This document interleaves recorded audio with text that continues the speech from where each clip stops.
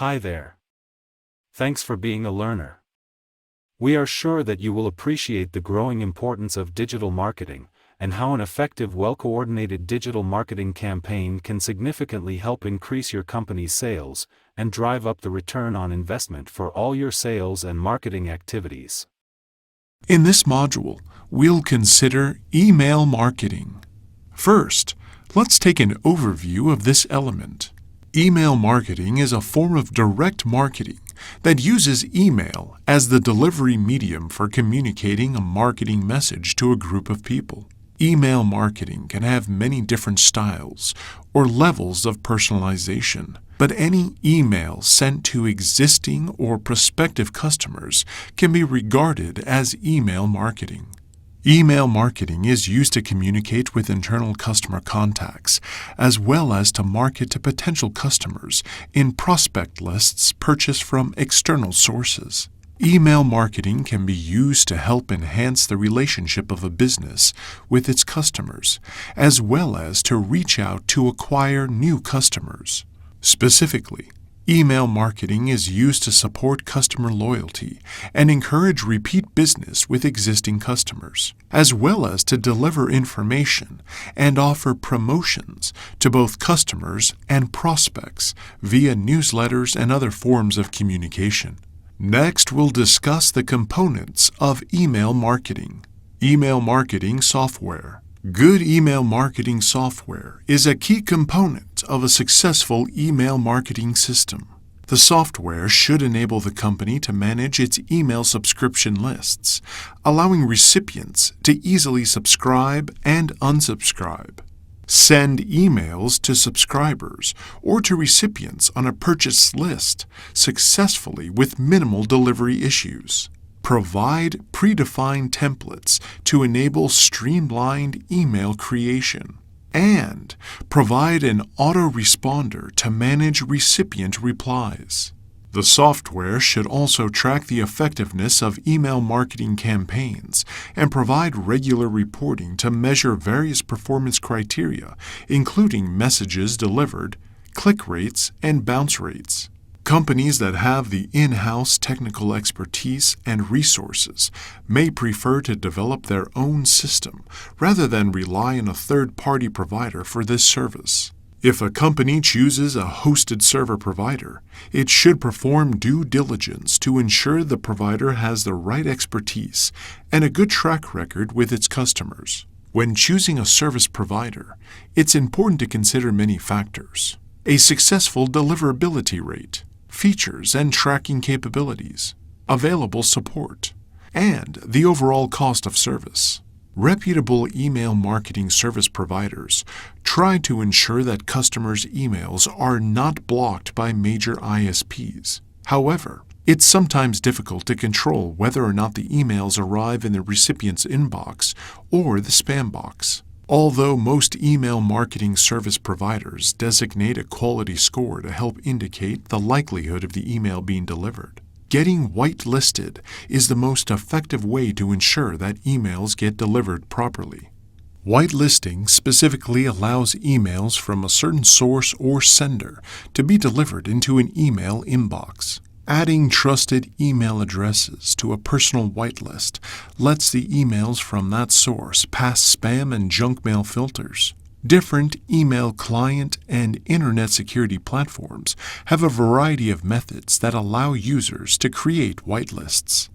Can you think of an example for this concept? A large vitamin supplement distributor decides to sell its products through its website rather than through retail stores. The company allocates a large percentage of its marketing effort to email campaigns to increase the reach of its website. Because its sales depends on the effectiveness of these email marketing campaigns, the company requires sophisticated email supporting software. Its sales support team spends considerable time reviewing the statistics generated by this software and making both technical and messaging changes based on each review. As the company targets large mass audiences, it needs to ensure that its emails are not considered spam.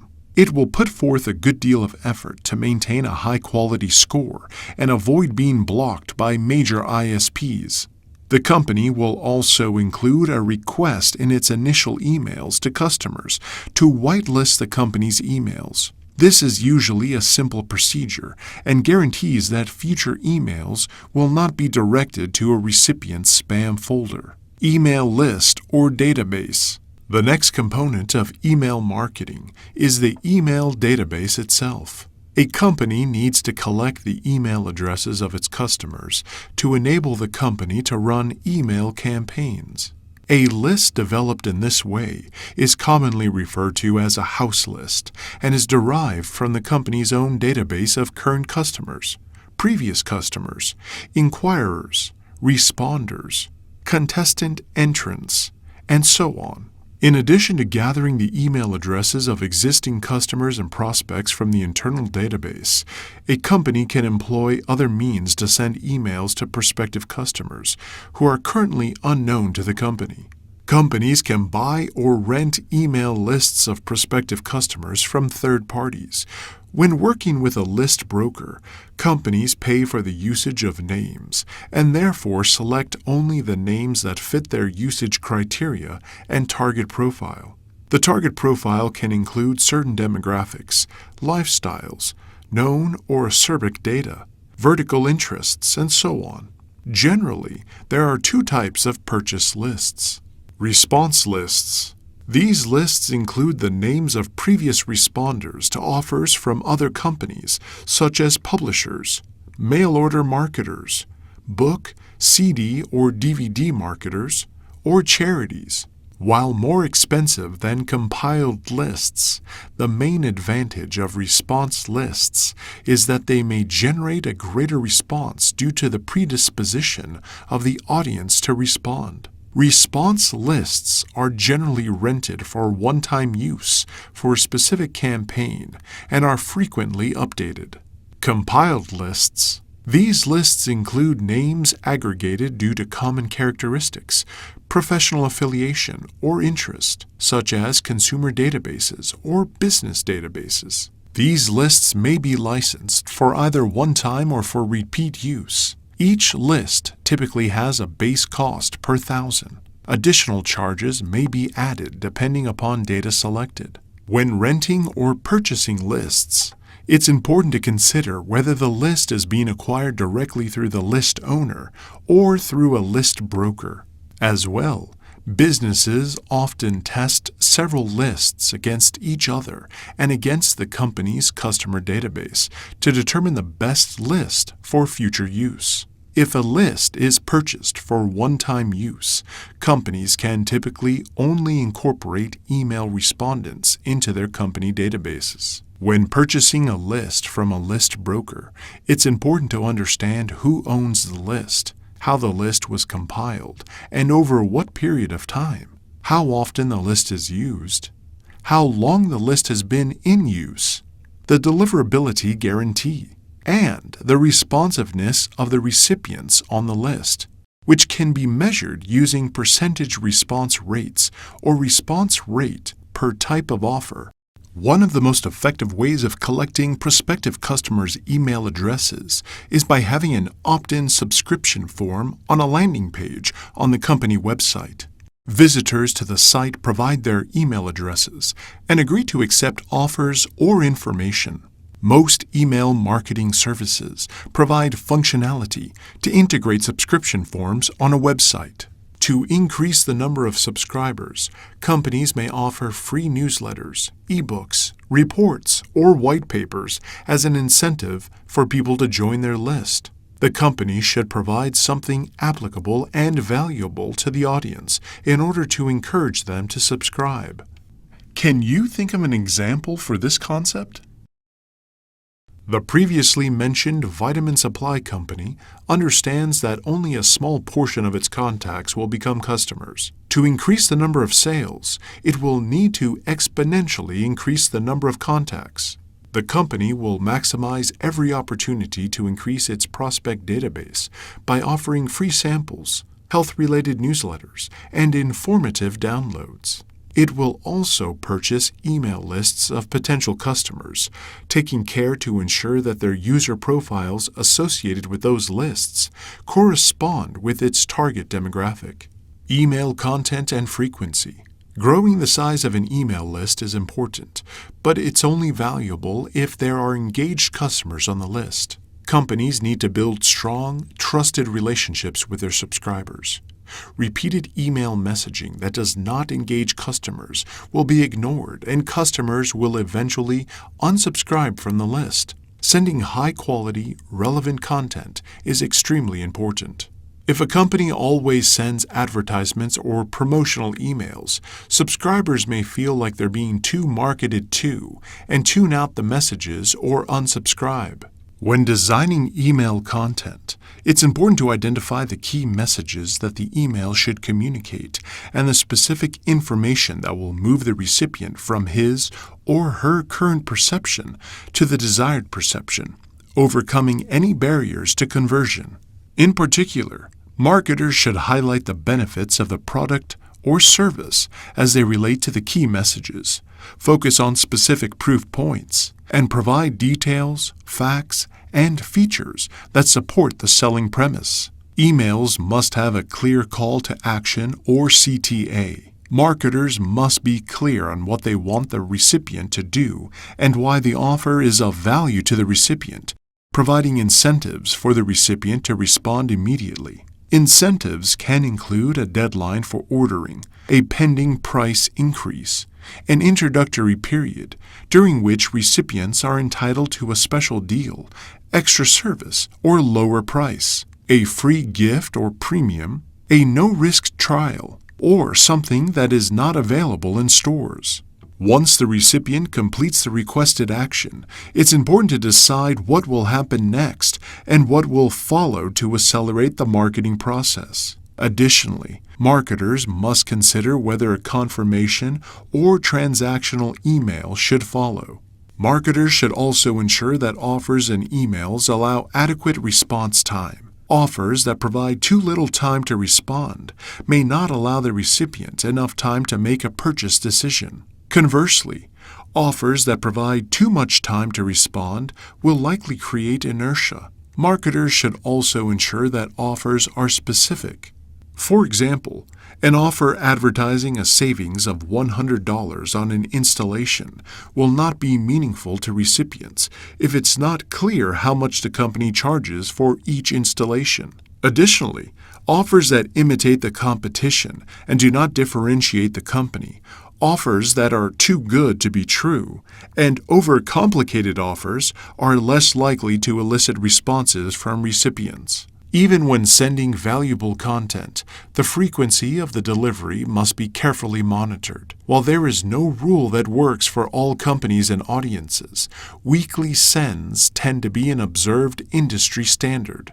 If a company has a high number of messages it needs to deliver to its customers, it should have a coordinated release schedule to avoid oversending emails. This can be aided by establishing frequency guidelines for each department. Can you think of a scenario where this concept would be applicable?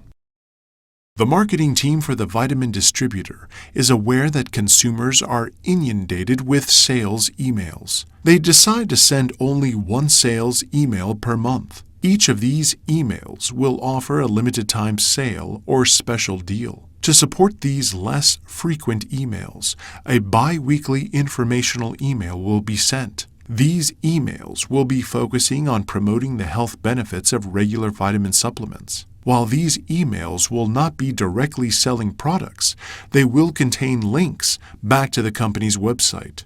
The various types of email marketing are promotional emails.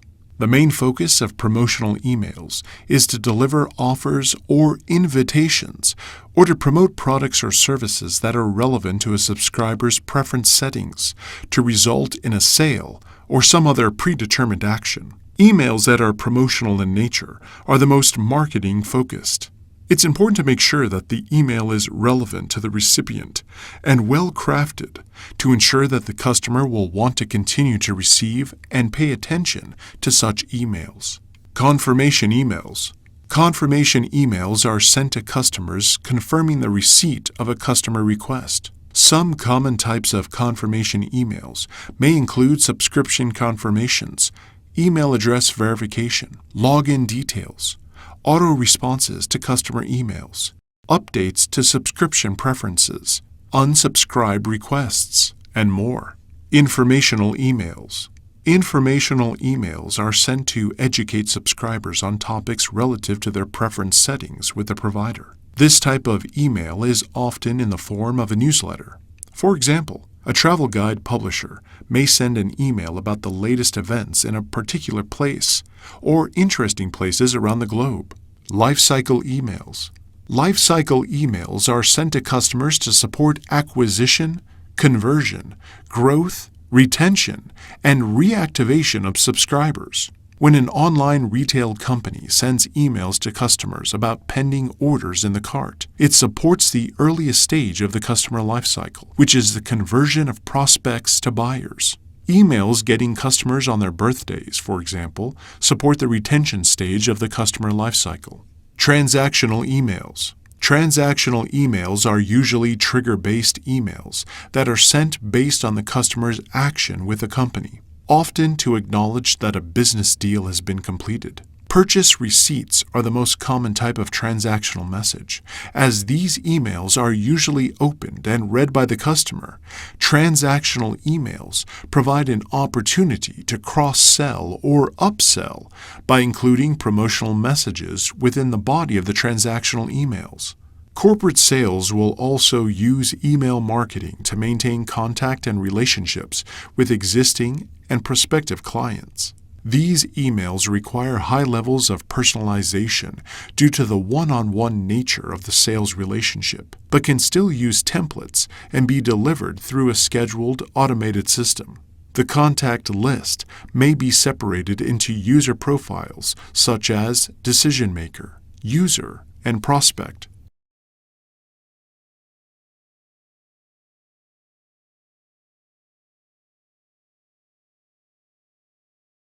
Email marketers use a number of metrics to help determine the success of campaigns and provide guidance on how to improve email marketing efforts. Among the most common metrics are the following. Open rate. This metric refers to the percentage of emails in an email campaign that are opened. A high open rate is an indication of high engagement. Oftentimes, high engagement is the result of a strong and appealing subject line. Hard bounce or soft bounce. A hard bounce occurs when an email fails to be delivered as a result of a permanent issue, such as a non-existent address. A soft bounce occurs when an email fails to be delivered as a result of a temporary issue, such as a full mailbox or an unavailable server. This metric provides an indication of list quality. Click-through rate, or CTR. This metric represents the number of unique clicks on a given URL divided by the number of times the email is opened. An even better indicator of engagement than open rate, a high CTR indicates that the content was compelling to the reader. Conversion rate. This metric indicates the number of percentage of recipients who respond to the call to action in an email marketing campaign or promotion. Conversions can be measured in sales, phone calls, appointments, and more.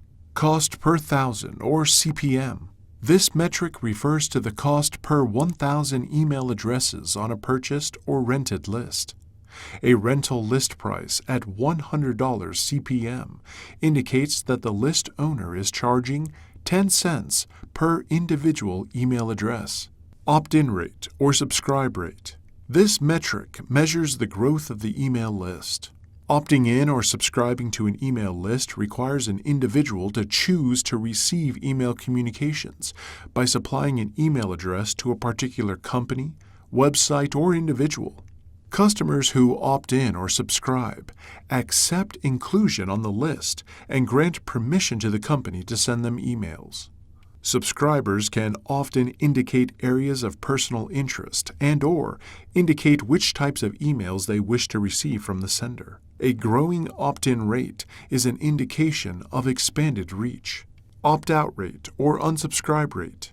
Opting out or unsubscribing from an email list is a result of someone choosing not to receive communications from the sender by requesting the removal of his or her email address from the mailing list. Regulations regarding the use of email lists vary from region to region. It's generally not acceptable to send list-generated emails to receivers without their permission. Unsubscribe options are often mandatory on subscription emails. Now that you understand opt-in and opt-out, can you think of an example? Customers who register for program loyalty cards usually have the option to join an email list. They can be given further options to receive email offers and information from associated companies. A customer agreeing to participate in all email lists after registering for a department store loyalty card can anticipate follow-up emails from the department store and other consumer product distributors. The department store will want to track its opt-in rate to measure the consumer's perceived value of receiving ongoing correspondence from the store. The opt-out rate will help to quantify the actual quality of the correspondence being sent. Regularly sent emails that do not provide value to the customer will have a high opt-out rate.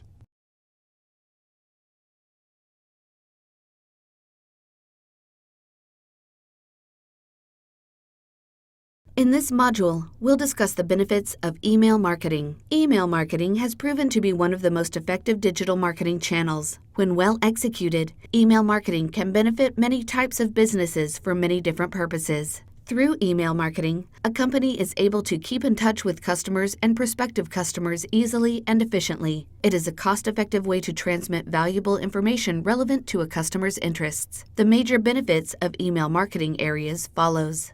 Low cost. Email is a relatively inexpensive direct marketing channel compared to direct mail or telemarketing, which typically involves a great deal of resources in terms of both money and time. With direct mail or telemarketing, there is a cost for every contact. Although email marketing generally has setup costs, the cost of sending each email is very low, making it a desirable way to communicate to a large audience. The cost to create an email is also lower than a direct mail piece, and there are no printing or postage fees. Email marketers managing email distribution in-house will need to subscribe to a service that automates, tracks, and evaluates their email campaigns, but the cost is typically a nominal monthly fee. Despite the cost savings, it is still important for marketers to consider their goals, products, and audience to determine if email marketing is the right choice.